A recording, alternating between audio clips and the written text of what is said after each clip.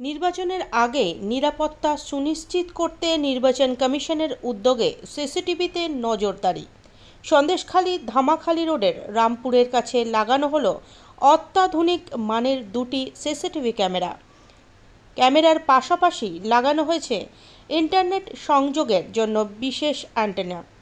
এই ক্যামেরা দিয়ে নির্বাচন কমিশনের অফিসাররা যে কোনো প্রান্ত থেকে এই রাস্তার ছবি দেখতে পাবেন।